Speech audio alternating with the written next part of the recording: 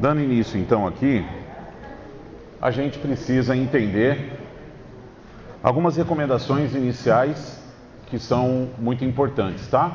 Para quem busca essa tarefa da doutrinação. A primeira delas é a gente tratar com aquele irmãozinho que está se manifestando como se fosse um encarnado. Quando a gente trata dessa forma, fica mais fácil da gente se relacionar. Imaginem o seguinte: qualquer um de nós, assim eu espero, né? Qualquer um de nós entra aqui no salão e aí, estando aqui entre nós agora, nesse exato momento, alguém começa a passar mal e cai no chão, tendo uma convulsão, por exemplo, ou começa a ter algum mal-estar, um mal súbito, e começa a passar mal. O que nós faríamos? Qualquer um de nós possivelmente iria na direção dessa pessoa que está passando mal. A gente ia tentar levantar a cabeça, a gente ia tentar perguntar o que está acontecendo, o que você está sentindo, explica para mim, você está consciente, você está me ouvindo. Você vai tentando estabelecer um mínimo de comunicação com aquela pessoa que está passando mal, certo? Qualquer um de nós que estivesse passando mal, outros correriam na nossa direção para poder fazer esse socorro. Quando nós estamos na doutrinação, nós temos que olhar exatamente dessa forma. Esquecer o processo mediúnico, esquecer que se trata de supostamente um irmão desencarnado e entender que é alguém que está precisando de socorro, que invariavelmente vai chegar com alguma dor, com algum sofrimento. E ao se manifestar daquela forma, precisa ser atendido, socorrido de pronto, da mesma forma que nós atenderíamos qualquer um de nós que estivesse passando mal. Então, o primeiro ponto que eu chamo é isso: dar importância para a comunicação e não para o fenômeno. É um espírito que está aqui falando comigo. Nós todos somos espíritos. Todos nós somos. E quando a gente sai do fenômeno e vai para essa tratativa dessa forma, fica mais simples, fica mais tranquilo da gente lidar, tá? O segundo ponto que eu chamo a atenção aqui é o ouvir com atenção.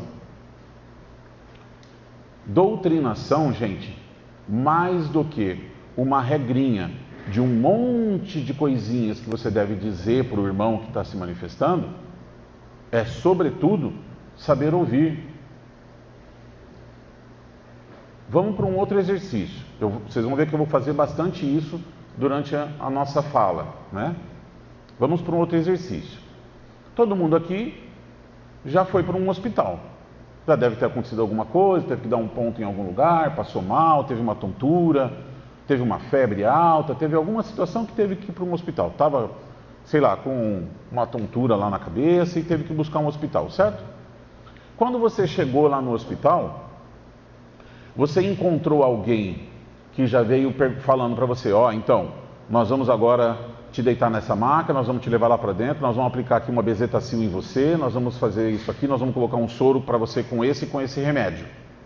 Isso aconteceu com vocês? Sim ou não? Não aconteceu, porque não é assim que se faz.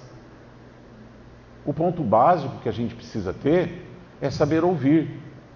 Quem vai se manifestar precisa colocar para fora, precisa explicar para nós o que está acontecendo. Vocês vão ver que a doutrinação, no final das contas, ela acaba sendo simples. Porque eu vou ter que ouvir o espírito que está se manifestando para entender o que está acontecendo com ele. Porque eu vou falar de raiva de alguém que está em sofrimento, ou eu vou falar de sofrimento para alguém que está obsediando, ou eu vou tratar como um obsessor um espírito que é um parente que veio se manifestar para se comunicar com aquela pessoa que está ali com o encarnado. E eu estou tratando como obsessor. Eu preciso entender quem é que está ali. E o ponto básico para isso é saber ouvir, né? Um cuidado importante do dialogador é não participar de uma doutrinação sem se envolver nela. Acredite, a rotina pode te levar ao caminho do diálogo frio e técnico. doutrinação, apesar desse nomão, tem a ver com a doutrina. Então, a doutrinação dentro da doutrina espírita, ela não é uma doutrinação ideológica, ela não é uma doutrinação, não é nesse contexto, nesse sentido. É no sentido da gente entender da doutrina para poder acolher aquele irmão, entendendo o que ele está passando, o que está acontecendo com ele, sabendo da doutrina, estudando a doutrina, a gente vai ter esse conhecimento, e aí por isso eu vou saber orientar. Só que é importantíssimo que essa comunicação e essa relação não seja fria. Não pode ser fria. Não pode ser técnica. A doutrinação antes da técnica, muito antes da técnica, ela passa pela emoção do doutrinador, do envolvimento, do olhar de misericórdia, assim, da participação de você olhar efetivamente envolvido e querendo ajudar aquele irmão que está ali. Vocês vão entender isso no último slide dessa noite. Então, não pode ser frio. E acredite, depois de um tempo doutrinando, você começa a vir na casa e às vezes a comunicação está acontecendo e estão acontecendo outros barulhos do lado e você se distrai. Você acaba se distraindo.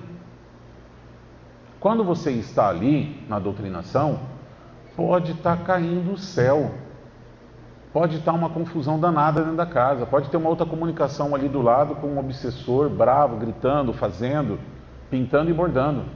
A tua concentração tem que ser única e exclusiva daquele irmão que está ali. Você tem que estar atento a ele, ao que ele está dizendo, aquilo que está acontecendo com ele. Porque ele, aquela comunicação é a mais importante. Nós não temos uma meta de doutrinação. Nossa, essa noite eu conversei com 132 espíritos. E você? Quem foi o campeão da noite? Quem que doutrinou mais? Não. A minha dupla, a médium com quem eu trabalhei, nós atendemos não sei quantos irmãos. E você atendeu quanto? Está ficando tudo para mim, eu que estou atendendo tudo. Você não sabe da complicação da outra comunicação. Cada um dos irmãos é o mais importante. Não tem que acabar logo por causa do próximo. Não, esse aqui que está aqui na minha frente é que eu tenho que socorrer. Então, o saber ouvir com atenção passa por isso. Terceiro item importante para a gente estabelecer essa comunicação: falar fácil. Gente, eu sublinhei ali, nem todo espírito é espírita. Tem um monte de doutrinador querendo dar aula de espiritismo para o espírito comunicante. Nós, espíritas, somos a minoria no mundo, porque nós seríamos a maioria no mundo espiritual. Ah, Ricardo, mas depois que o espírito desencarna, ele vira espírito. E aí o espírito não é espírita? Não. Nós já estudamos que o espírito permanece exatamente com as mesmas características, as mesmas qualidades, os mesmos defeitos, as mesmas crenças. Então, quando você vai se comunicar, eu estou recebendo agora os fluidos balsamizantes do éter divino.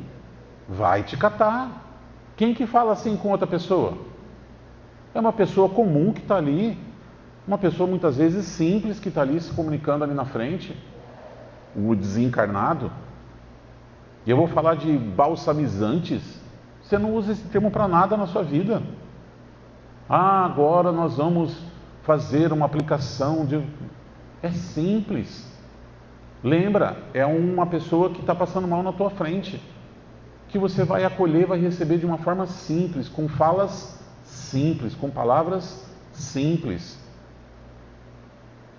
sem fazer uso de termos que são da nossa vivência espírita. Conversa normal com a pessoa, não viaja. E agora nós vamos abrir o céu e cair uma cachoeira sobre você. Que cachoeira? Você já viu o hospital que tem cachoeira? pessoa está dentro de um hospital, vai abrir o céu, vai cair uma cachoeira em cima dela, a pessoa vai ficar mais preocupada ainda. Que lugar que é esse que eu estou? Eu não tomei nenhuma coisa de loucura, não me droguei, como é que eu posso estar vendo cachoeira no meio de um hospital? Entende? É simples. Comunicar simples, falar simples, evitar palavras difíceis, termos que sejam específicos da doutrina. Evite orientações fantasiosas. Os termos precisam ser entendidos por todos.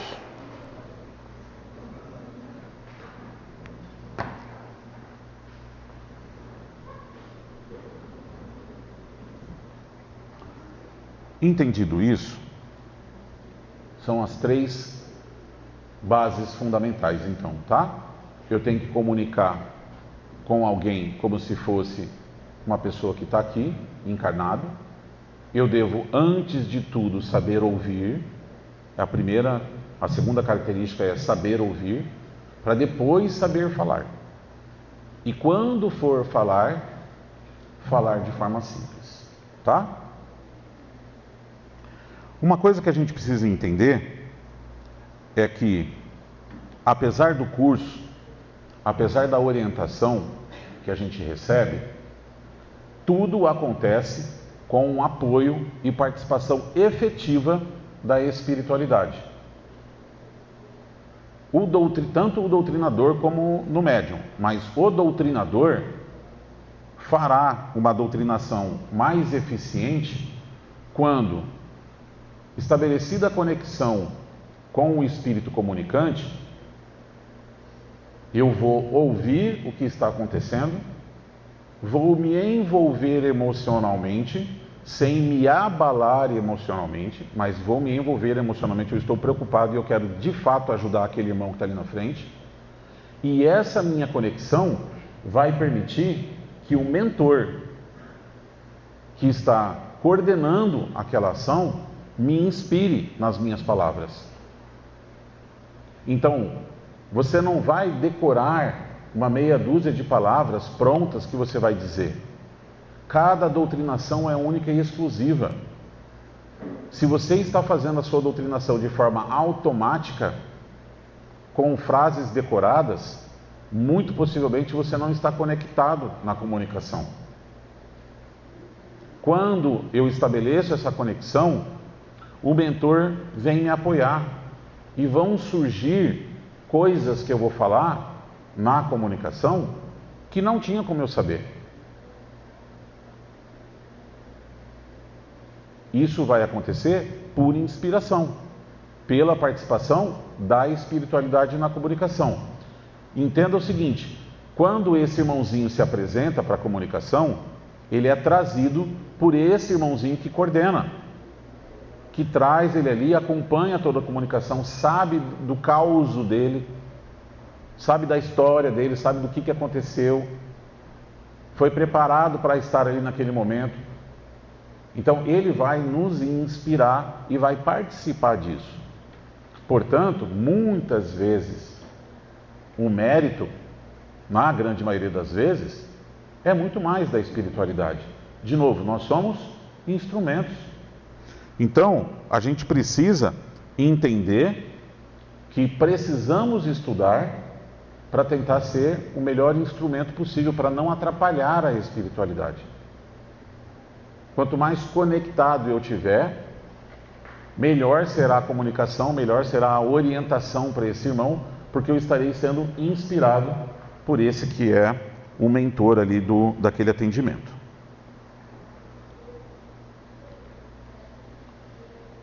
Um ponto importante é que a doutrinação, ela não acontece no campo do intelecto.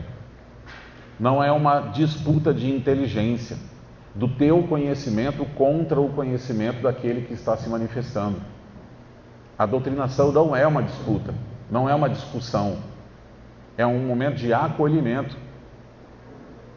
Não é porque você é mais inteligente, não é porque você é formado em não sei quantas faculdades, é PhD, não sei do que. Vai chegar uma pessoa simples de coração, que sabe acolher, que fala simples, que fala errado às vezes, mas que tem um poder, tem um carisma, tem um cuidado no comunicar, que é muito superior à sua forma toda rebuscada de falar as coisas, a toda a inteligência, a todo um monte de livros que você leu.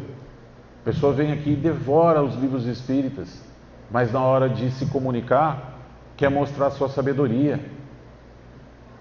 Faz a doutrinação falando alto para quem está em volta ouvir como ele está doutrinando. Nossa, olha como que ele fala bonito com os espíritos.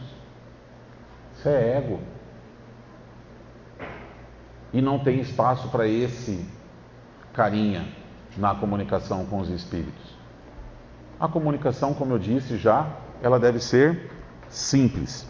Todo discurso vazio de emoção positiva, de sentimento sincero, não surte o efeito desejado no enfermo ou no obsessor que se comunica. Estou falando um monte de coisa vazia. O espírito tem a capacidade de perceber, ele sente durante a comunicação. Ele não está preso no corpo físico, ele está liberto do corpo físico. Ele percebe muito mais a energia, a vibração, em que vibe você está durante a comunicação. Muito mais do que você às vezes percebe. Então, não vai acontecer no campo da inteligência, de querer provar para ele que você está certo. Não é uma discussão. Ele muitas vezes, dependendo da manifestação que vai acontecer, vai te desafiar, vai te provocar, querendo medir força com você, querendo te desestabilizar. Vai dizer que não acredita, vai dizer que você está mentindo. Quem é você para falar? E aí, se você entrar no campo do intelecto, ferrou. Por quê? Porque tem gente que está do lado de lá que é mais inteligente que a gente. Eu sempre brinco de dizer que também existe inteligência na concorrência. Então, às vezes você vai entrar numa disputa intelectual com alguém que, primeiro, está liberto do corpo físico, então ele está tendo acesso a tudo do mundo espiritual, e que você vai falar coisas que às vezes ele domina mais aquele assunto que você, e esse não é o propósito. Então, a gente precisa entender o seguinte: a doutrinação, ela tem uns pré-requisitos importantes. O primeiro deles é ter conhecimento doutrinário. O que é conhecimento doutrinário? É saber o que falar durante as comunicações? Não. É saber ter o conhecimento da doutrina espírita, daquilo que os espíritos vieram ensinar para nós. É ler o livro dos espíritos, porque lá ele vai esclarecer um monte de coisa para nós. É ler o evangelho, para conhecer a conduta moral. É estudar o céu e o inferno, para entender as leis divinas. E aí você vai começando a conhecer esse mundo espiritual. E quando ele te disser tal situação, você já estudou sobre o assunto. Lá durante os tipos de manifestação, eu vou dar vários exemplos para vocês de conhecimento doutrinário, de situações que o espírito está congelado numa determinada situação, e que você, conhecendo a doutrina, conhecendo aquilo que a doutrina explica para nós, você sabe o que está acontecendo com ele e qual é a saída naquela situação. Mas é só através do conhecimento doutrinário que você vai poder orientar. Então, não basta boa vontade. A boa vontade é extraordinária, a misericórdia é extraordinária, a amorosidade é extraordinária. Mas você coloca um rinoceronte amoroso dentro de uma loja de cristal, ele quebra tudo. Não basta a boa vontade. É importantíssimo ter conhecimento da doutrina para poder orientar de forma assertiva. Porque daí você vai diminuir o tempo da comunicação, vai poupar o médium, vai conseguir orientar com maior eficiência aquele irmão que está se manifestando. Sem o conhecimento da doutrina, corre o risco de fazer uma lambança. Não dá para inventar coisas na hora que você está comunicando. Você precisa falar aquilo que já é testado, né? Testado e retestado muitas vezes. É só conhecer a doutrina. estudar o Evangelho na busca da reforma íntima. Vocês vão ver eu falar um pouquinho mais para frente sobre uma coisa chamada autoridade moral. Autoridade moral. Você vai conversar com um irmãozinho que está acompanhando uma pessoa aqui dentro da casa, e ele está acompanhando e está incentivando a pessoa a beber. Está incentivando a pessoa a comer exageradamente. Está incentivando a pessoa a ter um sexo desregrado. E aí eu vou entrar na comunicação e vou tentar fazer uma orientação para esse irmão. Vou dizer, meu irmão, isso não é o caminho. Por que você está orientando essa pessoa a beber, a fazer tal coisa? E aí ele vai olhar para mim, vai dar uma escaneada em mim e vai pensar, mas quem que esse cara pensa que ele é para ele estar falando isso para mim? Se ele está dentro da garrafa até ontem, e agora está vindo aqui todo pimpão conversar comigo desse jeito. Como isso? Então, como que ele pede para eu não ser bravo, para eu não estar revoltado, se ele acabou de sair de casa brigando com todo mundo, xingou os filhos, bateu lá em não sei quem, e aí veio aqui para a casa espírita ser o bonzinho de anjos, com asinhas e túnica celestial? Comportamento moral. E só é possível alcançar isso através do estudo do Evangelho e da reforma íntima. Quanto mais a gente estuda, mais a gente se desenvolve. E olha só, não é só sobre o que eu estou fazendo, é sobre o empenho que eu tenho em tentar me melhorar. Porque eu posso estar errando, sem problema, todo mundo aqui erra. Mas se você está comprometido com o seu desenvolvimento, se você tem se esforçado e tem falhado, e está tudo certo, todo mundo falha. Mas eu estou comprometido com o meu desenvolvimento, com a minha melhora moral, no meu comportamento ético. E isso reflete a autoridade moral, porque você está tentando. Ok? Então, é um outro ponto importantíssimo.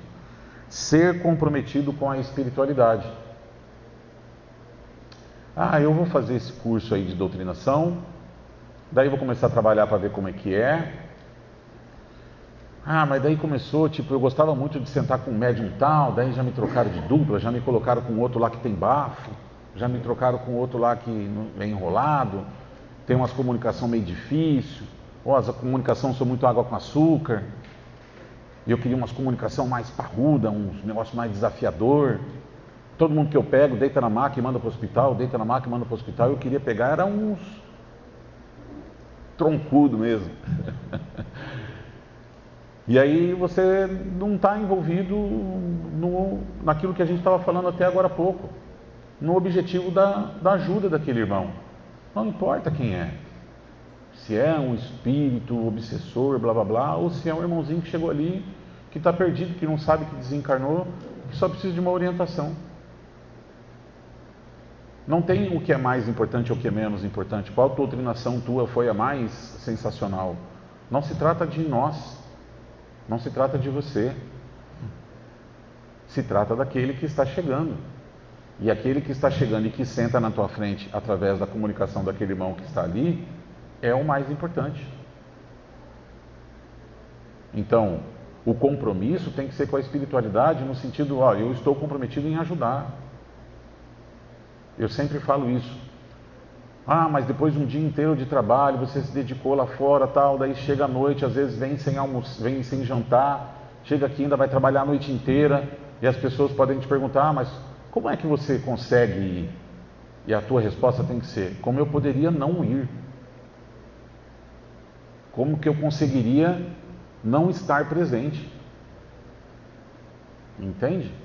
É esse nível de comprometimento que a gente tem que ter com a espiritualidade. Não é com a casa, não é com o dirigente do trabalho, é com a espiritualidade. Porque somos instrumentos. E se não tiver os instrumentos, como é que faz? Então, precisamos estar lá, presentes, trabalhando, comprometidos. E o último, ser paciente e saber ouvir de novo. Ser paciente. As comunicações serão completamente distintas umas das outras. Vai ter gente que vai te provocar, vai ter gente que vai te desafiar, vai enrolar na comunicação. E aí você vai dar aquela bufada. Isso já aconteceu comigo. Fazendo uma doutrinação, e eu cheguei um pouquinho desatento para aquela manifestação, e me marcou. Não posso dizer que foi a única vez que aconteceu, mas não me lembro das outras. Essa me marcou. Estava acontecendo outras comunicações mais complicadas, e eu me achava na responsabilidade de levantar dali para ir ajudar nas outras que estavam mais complicadas, e eu vi que os doutrinadores estavam, né? Então eu precisava de alguma forma tentar ajudar, achava que devia tentar ajudar. E eu esqueci da importância daquele irmão que estava ali na minha frente. E quando a comunicação começou a se prolongar, eu dei uma bufada. Eu fiz assim, bem assim. E ele falou assim para mim: ah, tá com pressa? Quer se livrar de mim? Na hora que ele falou isso, foi igual um chute na canela. Eu estava agachado no chão, do lado da cadeira, não estava nem sentado numa cadeira, estava agachado.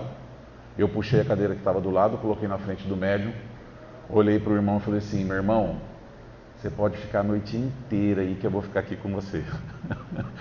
E eu esqueci completamente de tudo que estava acontecendo no resto das comunicações, me concentrei nele, e a partir do momento que ele teve a minha atenção, foi resolvido, foi rápido.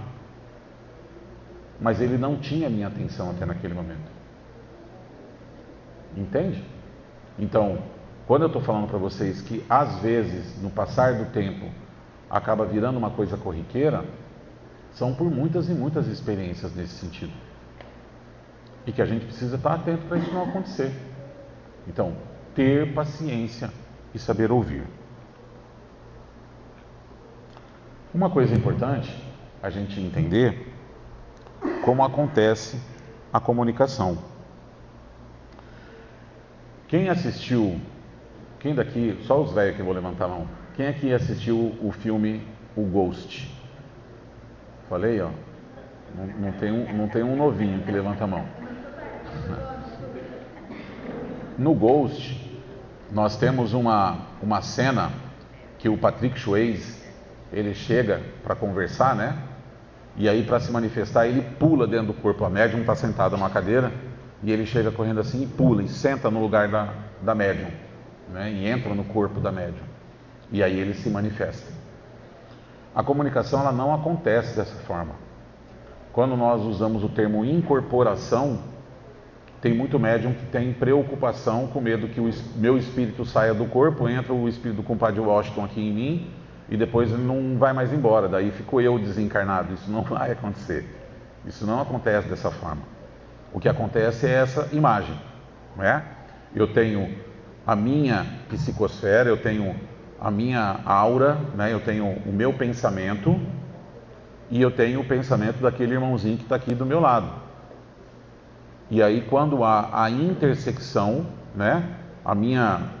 O meu pensamento cruza com o pensamento dele, e há uma conexão ali. E aí é como se eu ligasse o sistema nervoso do médium no sistema nervoso do espírito comunicante. O médium sente tudo em primeira pessoa. Ele não sente uma dor aqui do lado. Não. Aquela dor que ele está sentindo no abdômen, ele sente nele, como se fosse dele, como se ele estivesse passando mal, como se ele tivesse levado aquela facada, como se ele tivesse com aquela dor na cabeça, dele, apesar do espírito não entrar nele, ok? Mas ele vai manifestar dessa forma. Então, quando ele se aproxima, a nossa ação, apesar dele não estar incorporado, também será no médium. Nós não vamos aplicar um passe atrás ou do lado do médium, nós vamos aplicar no médium, porque tudo aquilo que nós fazemos na direção do médium, através dessa intercessão, através dessa psicosfera vai passar, dessa ligação, né, que existe com o espírito comunicante, vai passar para ele.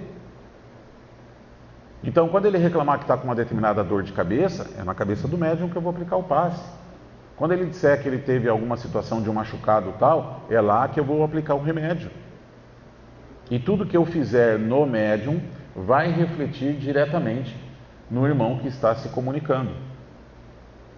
Ok?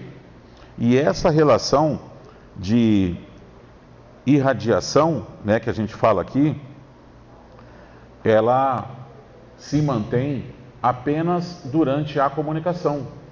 Assim que esse irmãozinho sai, que termina a comunicação e que ele é ajudado, ele é retirado e ele é levado lá para o hospital espiritual, ele é encaminhado lá para onde vai receber o atendimento, mas não raro o médium permanece com aquilo que nós chamamos de miasmas ou de sobras dessa comunicação. É disso que eu falo. Eu chamo de miasmas. Na doutrina você vai ouvir muitas vezes falar de miasmas. Gente, chama de resto da comunicação, sobra da energia daquela comunicação, e é comum que o médium fique com aquilo. Então, um cuidado que o doutrinador tem que ter entre uma comunicação e outra, até para que as manifestações não se repitam. Acontece muitas vezes de você estar doutrinando e você percebe que as comunicações são iguais. Olha, saiu uma comunicação aqui e estava com dor de cabeça. Veio uma segunda, estava com dor de cabeça. Veio uma terceira, estava com dor de cabeça. Muito possivelmente ainda é a sobra da comunicação daquela primeira que você tratou. Para a comunicação, aplica um passe no médium que recebeu aquela comunicação, um passe de limpeza, um passe de, né, para você tirar aquelas energias que estão conectadas ali. O médium voltou, você está bem? Estou bem. Agora sim, vamos para uma próxima comunicação. E isso é responsabilidade e cuidado do doutrinador. É o doutrinador que tem que cuidar disso. Se você só perguntar para o médium se ele está bem, ele vai dizer que sim, porque ele está comparando aquele momento em que a coisa era mais intensa, em que o espírito estava ali, em que ele estava conectado, com o momento seguinte onde esse irmão foi. Então a sobra que está ali é muito suave comparado com o momento em que ele estava na comunicação. Ele diz que está bem, mas você vai perceber que não está na próxima comunicação, quando muitas vezes ele vai se manifestar igual ao anterior. Entende? Então a responsabilidade é do doutrinador de conduzir isso. Você está bem? Estou bem. Aplica o passe da mesma forma. Encerra aquela comunicação. Ok? Outro ponto importante, e vocês vão ver muito isso nesse curso, é não ficar inventando comandos e coisas que são desnecessárias, que não estão no seu controle e que não fazem o menor sentido. Abrindo a frequência do irmão fulano de tal, no 1, 2 e 3. Imaginem vocês a espiritualidade ali acompanhando a comunicação, e aí eles estão tudo ali de braço cruzado, olhando para você, o irmãozinho esperando para se manifestar, o médium sentado esperando a comunicação, o mentor que vai, né, naquela cena anterior, o mentor que vai te orientar em relação à doutrinação, e nada acontece por quê? Porque o Ricardo não falou, abrindo a frequência no 1, 2 e 3, então não pode ter comunicação. Lógico que não. Lógico que não. É só o médium se concentrar, a gente aplicar um passe nele e a comunicação vai acontecer. Ricardo, mas e se o espírito que vier ali não for desse irmão que está sentado na minha frente, for do outro cara que está lá no outro canto? É sério? Será que a espiritualidade é tão barbeira desse jeito? Que falta de bom senso, de confiança na espiritualidade, se são eles que conduzem tudo. E a gente vê muito disso, inventando regras, inventando coisas que não são do nosso controle. Não está no domínio e no controle do doutrinador. O fato de você falar, abrindo a frequência do fulano de tal, no 1, 2 e 3, vai efetivamente comandar alguma coisa? Você está efetivamente no controle disso? Está nas suas mãos fazer isso? Não está. Então aplica o passe e confia que a espiritualidade é soberana e ela vai cuidar. e vai se manifestar ali naquela comunicação quem precisa se manifestar. Ok?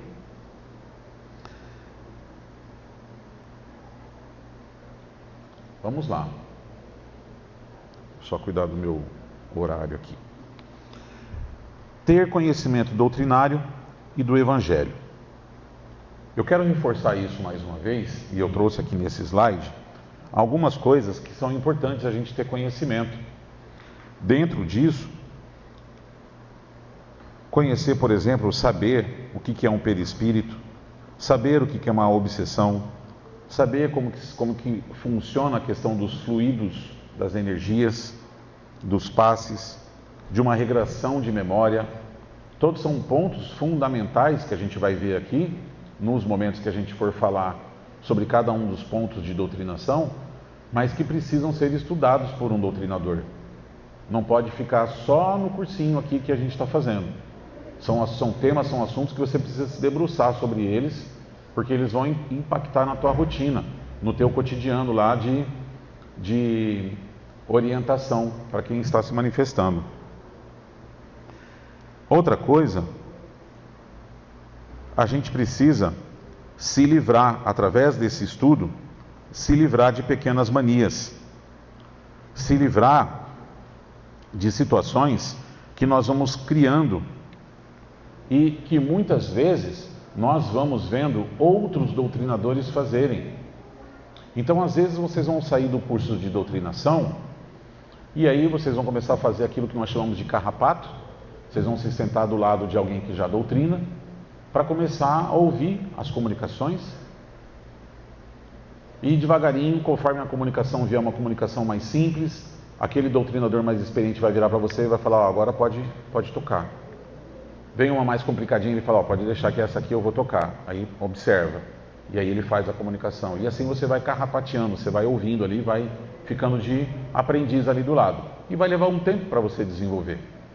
Só que você vai começar a ver um monte de coisas que acontecem, que não foram explicadas aqui. Um monte de gente com um monte de mania, fazendo coisas do arco da velha durante a doutrinação. Coisas que são desnecessárias. E eu não preciso corrigir aquele doutrinador, mas eu não preciso absorver aquela mania. O doutrinador pode ter vindo de uma outra orientação, de uma outra casa, que também tinha lá a sua apostila, a sua forma de fazer as coisas. E existem casas e casas. Existem orientações diferentes nos vários lugares.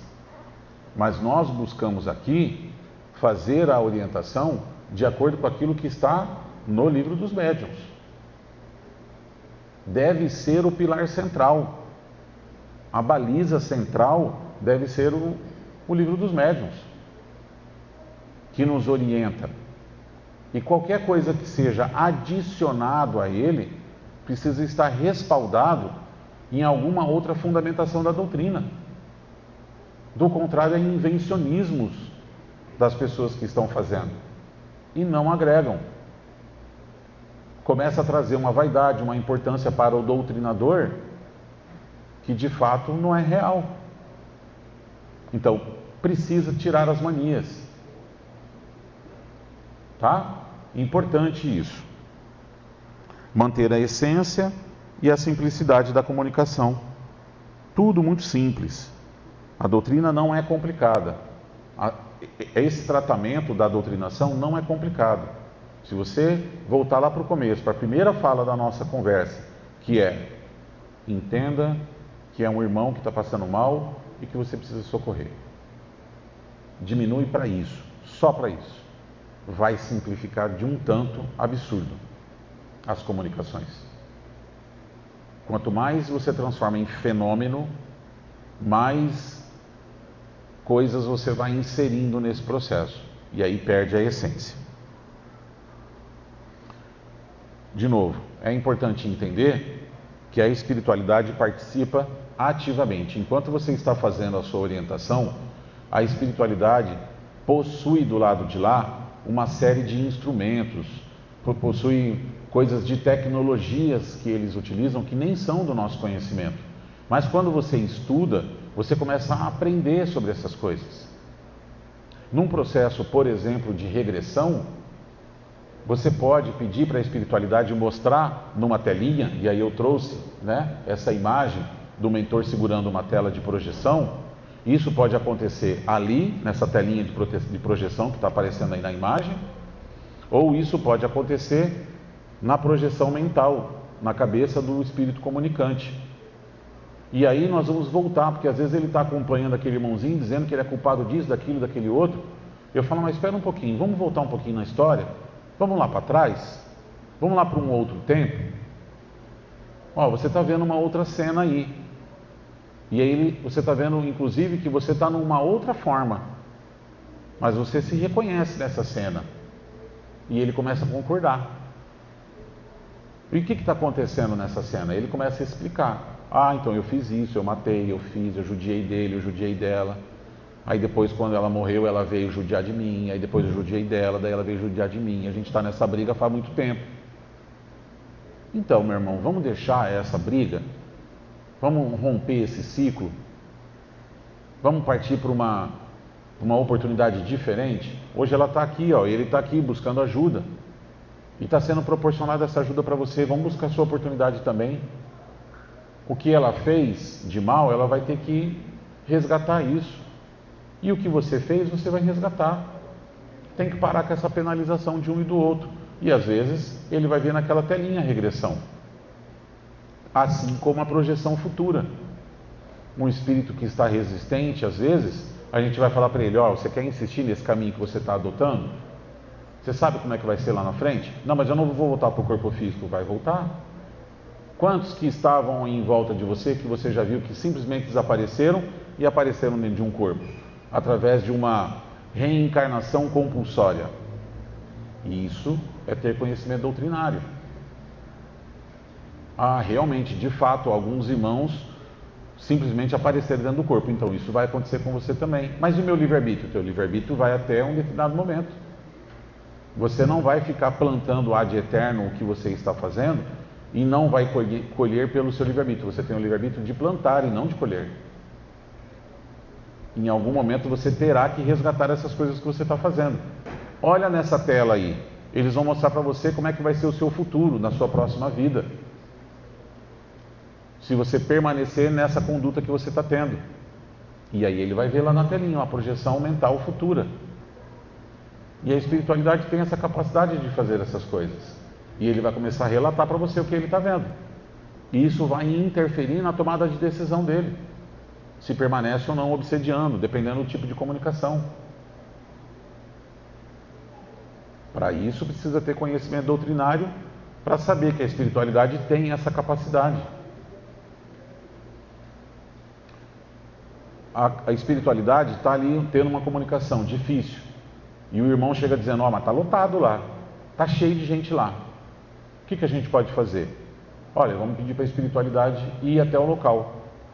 Irmãozinho, depois que ele foi orientado, mentaliza lá onde você estava.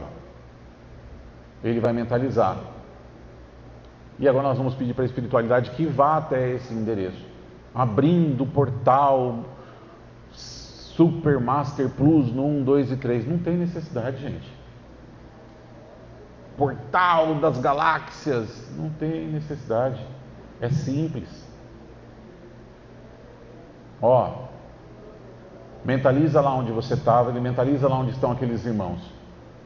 Pedindo para a espiritualidade que vá até o local e que faça o resgate, que faça o acolhimento daqueles irmãos que quiserem ser ajudados.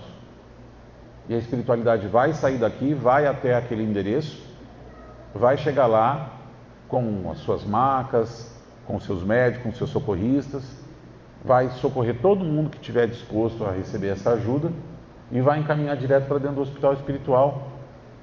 Precisa ter conhecimento doutrinário, saber que essas coisas são possíveis. Ah, não, eu vou comunicar esse aqui e aquele povo todo que está lá, eu não vou mexer nesse vespeiro, não. Precisa ter conhecimento doutrinário. Por quê? Porque daí consegue orientar dessa forma, consegue usar a tecnologia da espiritualidade durante a comunicação. Ok?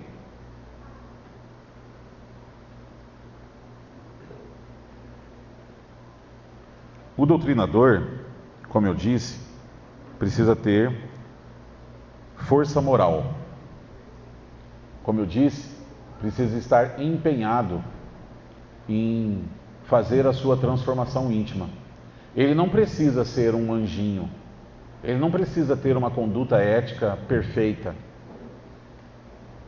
Mas ele precisa se empenhar nessa direção. Ele precisa se esforçar nessa direção. E aí é através dos estudos diários do Evangelho, visando a reforma íntima, que a gente vai chegar nesse lugar. O comunicante tem como saber como é que você está, como é que está o seu coração naquele momento. O que você está sentindo? Se você está envolvido ou não está envolvido na comunicação, ele consegue perceber. E aí, se você estiver dentro desse contexto, num processo de reforma, estudando o Evangelho, buscando se melhorar, buscando estar em oração, ter o hábito da oração, tudo isso traz um reforço muito grande de companhias espirituais, da tua condição de energia, de equilíbrio para aquela comunicação, para aquela manifestação. E conforme mais equilibrado você tiver, conforme mais se desenvolvendo você estiver, a espiritualidade vai confiar em você, nesse trabalho que você está fazendo em você mesmo, e vai te proporcionar cuidar às vezes de situações um pouquinho mais complicadas. Então, é uma relação do compromisso, né? De confiança da espiritualidade. Ela não pode arriscar, primeiro, te perder, que pode ser que você se assuste, e nem muito menos pegar um irmãozinho que vai estar ali, que ela vai colocar na tua frente, e que não receberá o cuidado necessário, que você vai desafiar, que você vai bater boca com ele ou qualquer coisa nesse sentido. Então você precisa estar equilibrado. E quanto mais você tiver esse olhar, esse cuidado com o próximo, com o outro que está ali se manifestando, mais ela vai confiar em você e vai permitir essas comunicações. Então é uma questão de confiança. Uma outra coisa muito importante, e talvez das coisas importantes que a gente disse, essa é a mais importante até aqui. Doutrinação jamais, dentro de uma casa espírita, kardecista, jamais ela poderá ser invasiva. Jamais ela poderá ser arbitrária. O espírito está se manifestando, está dizendo que vai continuar acompanhando aquele irmãozinho, e você vira e fala assim: não vai não. Mas Ricardo, eu estava doutrinando uma comunicação que foi meu filho que estava ali para ser atendido. Problema seu e do seu filho. Não interessa. Em nenhum momento, nunca, jamais poderá ser impositiva. O que deve conduzir toda a comunicação sempre será o Evangelho de Jesus. E dentro desse Evangelho deve prevalecer o livre-arbítrio. Quanto mais a pessoa que está ali buscando ajuda, que trouxe esse irmão conectado nela, se empenhar também em se melhorar, mais ela deixa sutil essa conexão e mais fácil é a gente ajudar aquele irmãozinho que está se manifestando, que está acompanhando. Agora, se não há empenho nenhum na tentativa de melhora, pode ser que aquele irmão se manifeste e diga: eu vou continuar com ele. Não uma vez, mas a gente tem muitos casos, mas tem um caso muito próximo, de alguém muito próximo, que um espírito se manifestou com o nome de Júlio César e dialogou com aquele que era o doutrinador, estava acompanhando o doutrinador, E o doutrinador tentou orientar, não conseguiu, pediu ajuda, porque daí se tratava de um caso dele, pediu ajuda. Veio uma outra pessoa doutrinar e ele falou: não estou convencido. Vou continuar acompanhando ele até que eu esteja. E semanalmente ou quinzenalmente, o Júlio vinha e se manifestava no grupo. Isso aconteceu há bastante tempo, quando eu era pequeno, lá em Barbacena. Lá em Maringá, há bastante tempo, mais de 20 anos atrás, no grupo que eu frequentava em Maringá. E o Espírito se manifestou dessa forma. E ele vinha, semanalmente ou quinzenalmente, ele vinha e se manifestava, dizia: ó, só para dizer que eu ainda estou lá, eu ainda não estou convencido. 3 anos ele continuou se manifestando, até o dia que ele se manifestou e falou: estou convencido, vim para dizer que eu estou indo embora. Foi embora, passou um tempo, eu já não estava mais em Maringá, já estava morando em Curitiba, e os amigos falaram: ó, sabe quem está trabalhando no grupo agora? O Júlio César.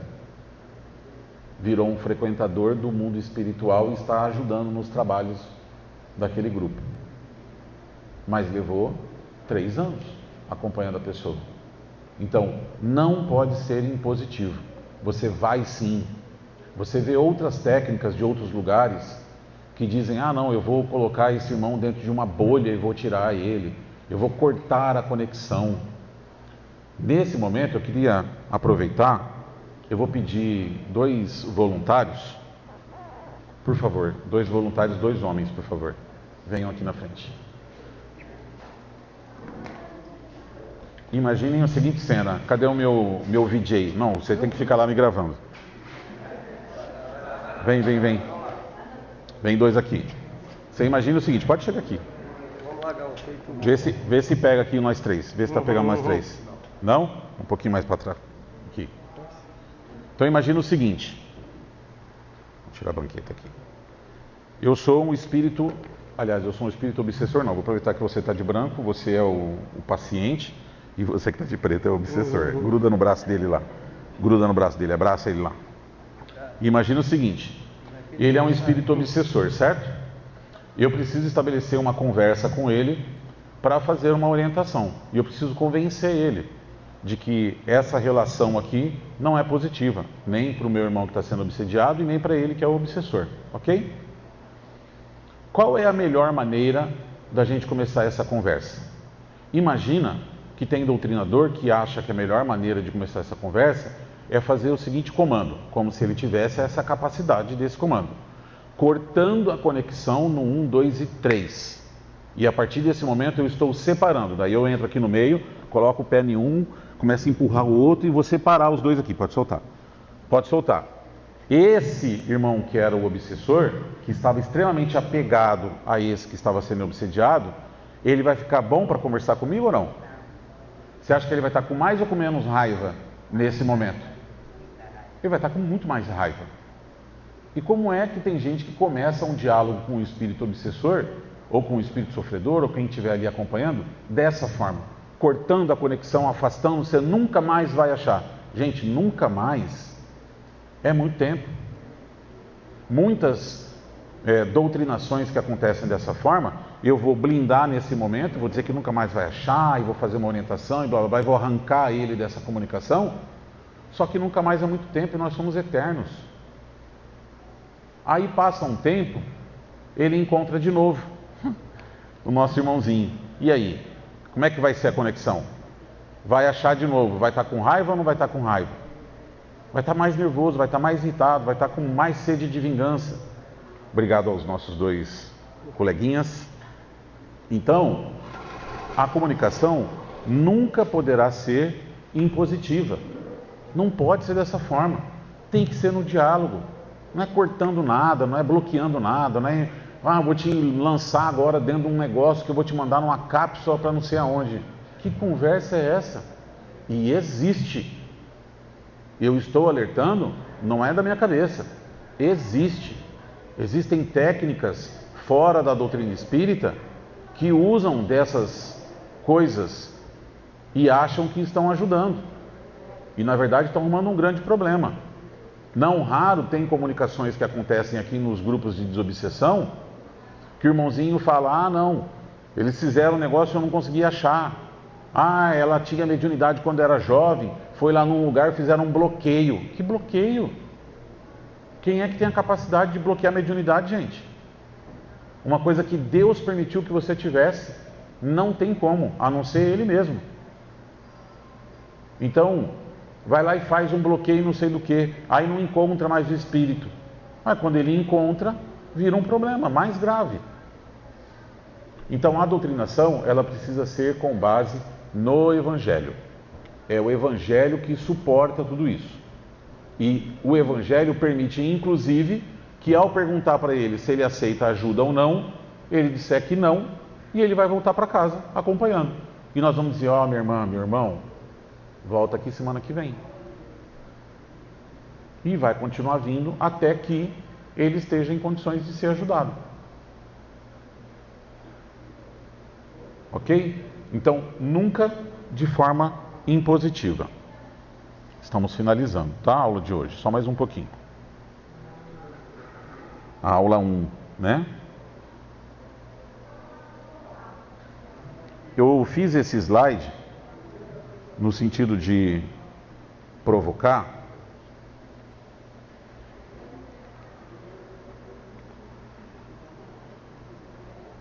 o tal do pulso magnético. O que eu trago dentro das coisas que eu digo que são invencionismos, né? Quem de nós, olhando para essa cena, né? Essa cena que está aí no vídeo que eu vou colocar, quem de nós tem essa capacidade de perceber uma comunicação, de ver que tem ali uma pessoa sendo atendida, que tem um monte de espírito em volta, e eu vou dar um pulso magnético, como algumas técnicas e algumas outras doutrinas pregam?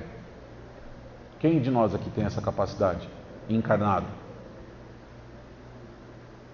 Quem tem algum controle sobre o que acontece a partir do momento que eu faço isso aqui? Controle real, sabe o que está acontecendo? Quem tem? Não tem. Não tem. É invenção. Ricardo, mas é que às vezes eu estou com o meu guia e o meu guia faz. Sim, mas o teu guia é o guia. Ele sabe o que está fazendo. O teu mentor, o teu guia, ele está no domínio do que está acontecendo. Ele dá o tal do comando e ele tem controle sobre a questão espiritual astral, porque ele está do lado de lá e está controlando isso. Está te usando como instrumento para que isso aconteça. Agora, você não tem. Então, quando eu digo das invenções que a gente tem, estou trazendo isso aqui, falei da cachoeira, tem um monte de coisa. É tirar dessas coisas fantasiosas e trazer para o simples. Se o teu guia se manifestar, que pode acontecer, durante uma doutrinação, está um pouco mais complicado, o teu determinado guia se apresenta e vem ele conversar com aquele irmãozinho, pode acontecer. E aí o teu guia quer fazer algum... Não tem problema, está tudo certo, é o guia que está fazendo, desde que seja efetivamente o guia que esteja fazendo, que não seja um médium tentando, através do animismo ali, fazer alguma coisa que não é o guia que está dando o comando. Mas é importante a gente entender que quanto mais simples, mais natural, melhor. Essas coisas fogem do nosso controle e a gente tem que efetivamente ter esse cuidado, tá?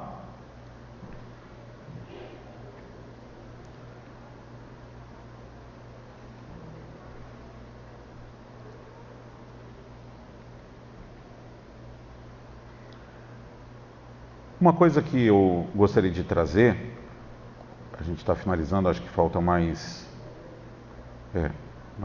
uns 3 slides. A doutrinação, ela precisa acontecer num controle entre disciplina e caridade. A caridade, ela não deve ser tão abrangente ao ponto de eu perder a disciplina da comunicação. Então eu não posso estar emocionalmente tão envolvido que eu deixe de ter a disciplina daquela comunicação. Eu preciso manter um equilíbrio entre a caridade, o cuidado, o olhar, o acolhimento que eu estou fazendo, mas a disciplina da comunicação para que não vire bagunça. E não devo ser um general na comunicação, cuidando dessa disciplina, de forma que eu perca a amorosidade da comunicação. Então, o doutrinador ele precisa achar o equilíbrio aí, para que ele consiga conduzir, e é o doutrinador que conduz a comunicação, para que ele consiga conduzir isso da melhor forma possível. Ele deve conter os abusos, quando alguém está gritando, quando alguém está xingando, ou qualquer coisa nesse sentido, ele vai falar respeita, a gente está te tratando com respeito, não tem por que você fazer isso, não tem ninguém te desafiando, nós estamos aqui para tentar te ajudar, é uma casa de acolhimento, é uma casa de cuidado, né? Então a gente quer te ouvir, se você não quer, está tudo bem, você não é forçado a nada, você não é obrigado a nada, mas você não pode fazer isso que você está fazendo.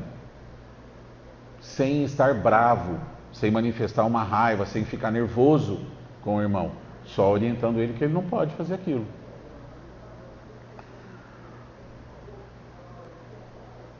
Uma coisa que precisa ser olhada pelo doutrinador, às vezes, a manifestação muito igual ou sempre muito revoltada daquele determinado médium. O doutrinador, ao observar esse comportamento, pode ser uma mania do médium, que quer ter sempre comunicações muito extravagantes. E aí o doutrinador deve direcionar isso ao dirigente, que vai achar a melhor forma possível de acompanhar e de orientar esse médium. Até para preservar a relação ali dele com o médium, não é o dedo duro, porque esse não é o objetivo, muito mais um cuidado. E aí o dirigente, se tiver habilidade, vai sentar do lado, vai acompanhar, vai ver as manifestações, vai acompanhar, vai pedir para trabalhar uma determinada noite ou algumas noites lá com aquele médium, vai doutrinar o médium para poder perceber o que está acontecendo e poder fazer orientação. Mas é um cuidado, não é deduragem não, tá? É um cuidado. A gente precisa olhar para a casa espírita, eu brinco sempre que é um hospital de campana. Sabe aqueles hospital de guerra, quando você assiste aqueles filmes de Segunda Guerra Mundial, de Primeira Guerra Mundial, que tinha aqueles hospitais que os feridos chegam, são trazidos, deitados naquelas macas e é uma loucura? Então, no ponto de vista espiritual, a casa espírita, ela é como um hospital. E o nosso papel na doutrinação não é de um neurocirurgião que vai fazer a cirurgia do século, não. Nós somos nada mais do que essa linha de triagem, que põe a pulseirinha amarelinha, vermelhinha ou branquinha. Entende? Quando o irmão está chegando aqui, não adianta a gente ter a ideia de que nós faremos um grande milagre na vida dele, porque o nosso contato vai ser muito rapidinho. A gente só precisa receber, acolher e encaminhar.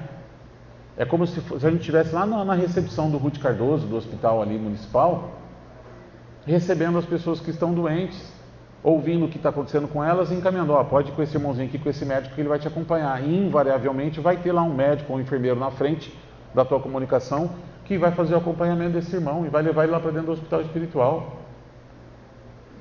E o hospital é muito maior do que esse espaço que está aqui. Mas o nosso papel é de acolhimento.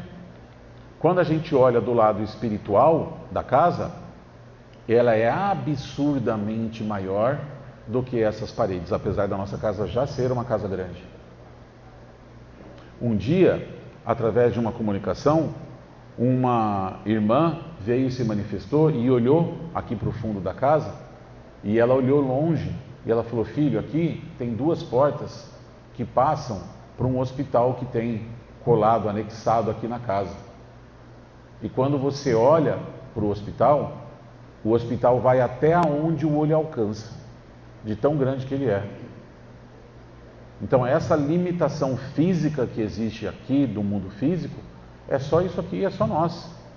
No aspecto espiritual, vai muito além dessas paredes. Muito mais comunicações acontecendo ao mesmo tempo. Às vezes, quando eu estou fazendo a doutrinação, que eu tenho lá um irmãozinho sentado na minha frente, e eu estou fazendo a comunicação ali com ele, aquilo que eu estou orientando para ele, tem mais uma quantidade de espíritos atrás que estão passando pelo mesmo problema, que estão sendo orientados junto na mesma comunicação. Não é raro quando acontece do irmãozinho se manifestar e ele dizer o seguinte: não, eu estava aqui do lado e eu ouvi o que você disse para ele, eu estou indo. E a comunicação é só isso. E ele vai, ele aceita ajuda. Então, quando eu estou doutrinando, eu não estou falando só com aquele, eu estou falando muitas vezes também com uma série de irmãos que estão do lado, que estão passando pela mesma situação e que são orientados dessa forma. Tá?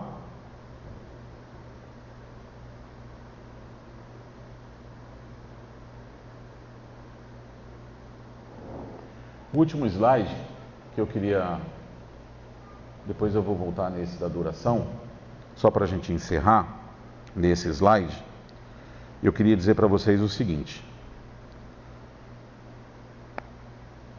sempre será o amor da vida de alguém.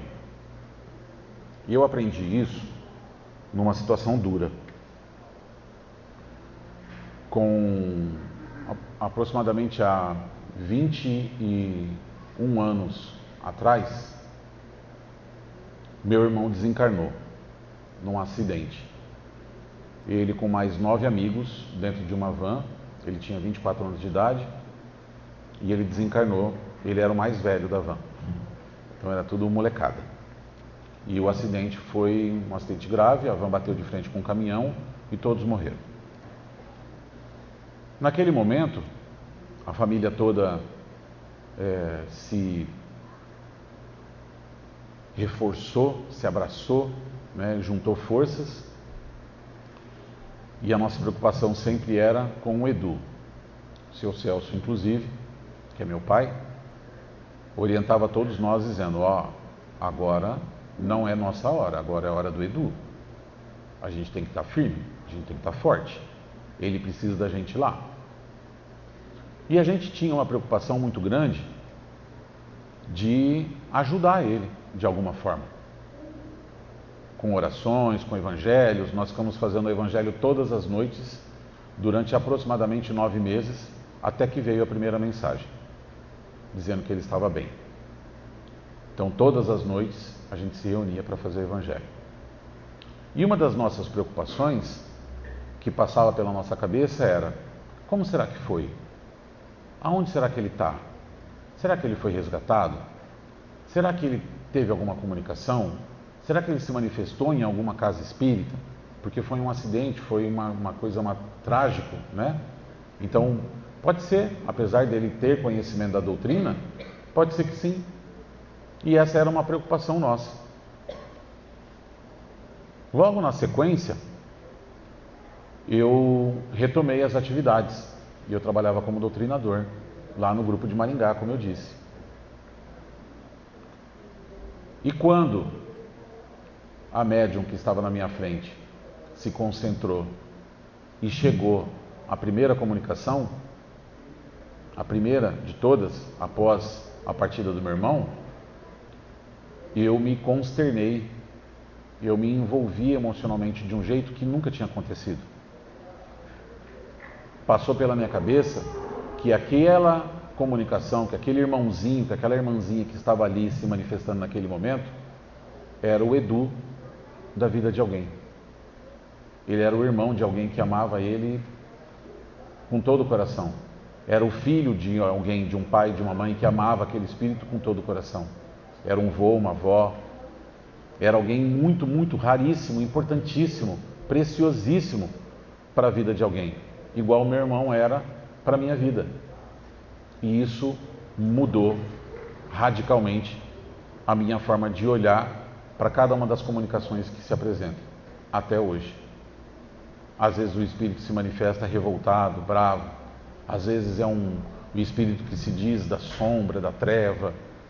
e numa situação assim de provocação, de briga, que vai acabar com isso aqui tudo e tal, e eu olho sempre para ele como eu gostaria que alguém estivesse olhando para o meu irmão. No final das contas, gente, é disso que se trata. Ele é, ou ela é, o amor da vida de alguém. E se a gente tiver esse olhar e tiver simplicidade para tratar, vai dar tudo certo. Quanto menos ego, quanto menos vaidade, quanto menos eu quiser aparecer, quanto mais o meu foco for naquele que está se comunicando, com amorosidade, com cuidado, com envolvimento emocional, mais fácil será a comunicação, mais eficientes serão as minhas palavras, mais inspirado eu estarei pela espiritualidade, e esse irmão vai ser socorrido e vai ser resgatado. Então, que sempre prevaleça esse olhar, esse cuidado de saber que aquele que está se manifestando é precioso, é importante para muitos corações.